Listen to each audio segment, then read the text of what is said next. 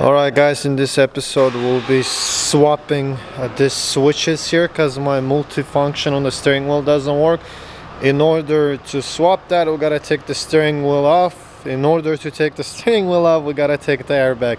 But before you take the airbag, make sure you disconnect the battery. It's located in the trunk under the spare tire. I'll show you. See all the stuff you gotta take. You gotta even undo this compressor pump. They're 13 mil bolts, so you undo that, you get to the battery.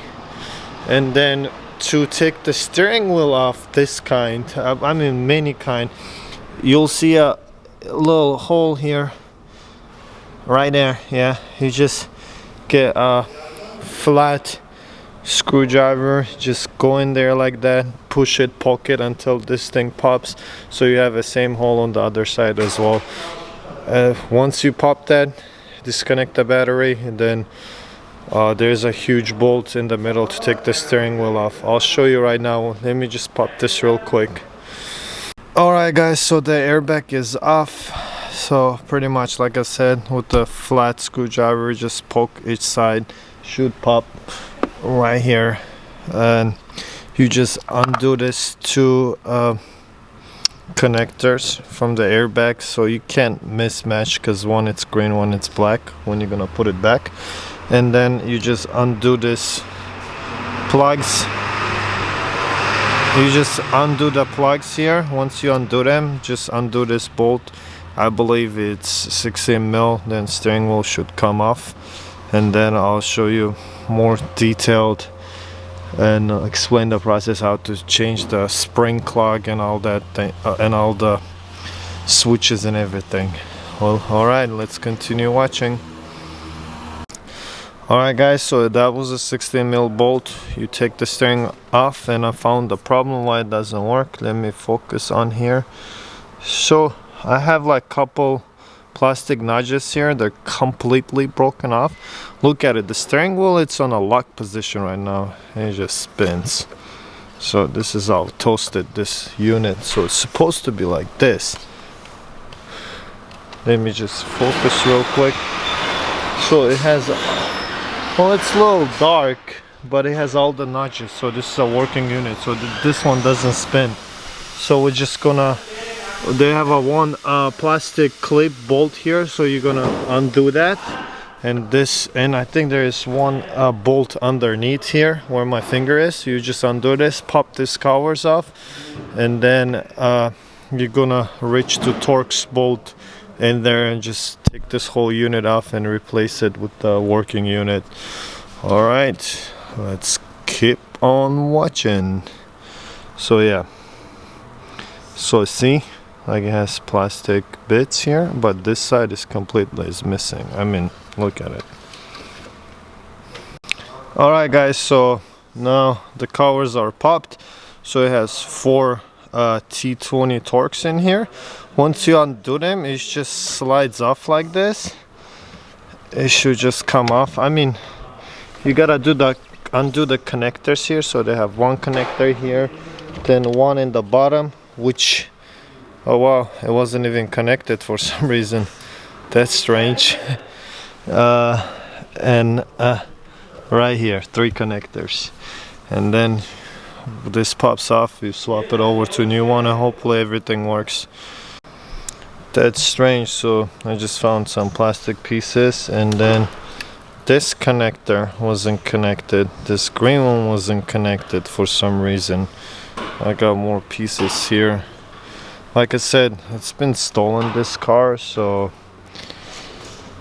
they've broke some stuff, but I'm surprised that the person who put this back together, why hasn't connect all these things back.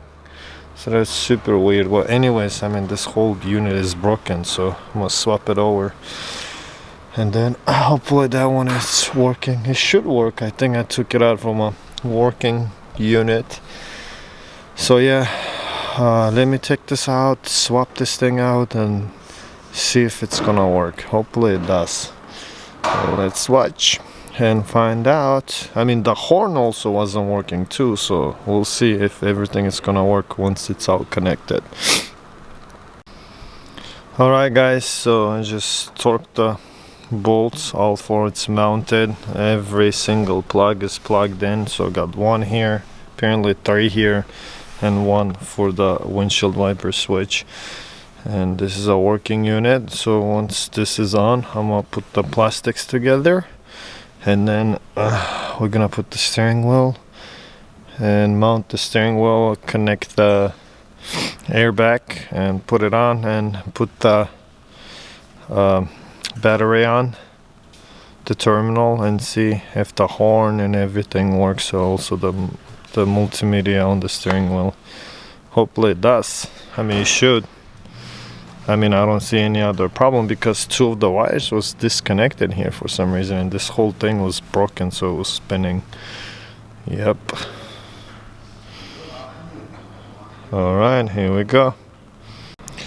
Alright guys, so the plastic piece and everything is in, all the switches connected.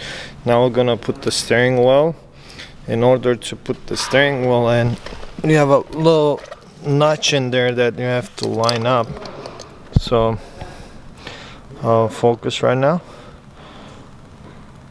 If you see this little notch right here, that one you gotta, and also you have a notch in here. Let me focus. Trying. Well, pretty much. Yep, here you go.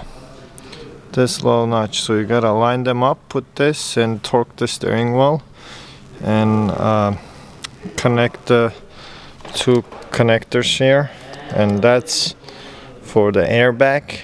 And then mission done. Put the battery terminal back on and test, see if it works. Alright, here we go.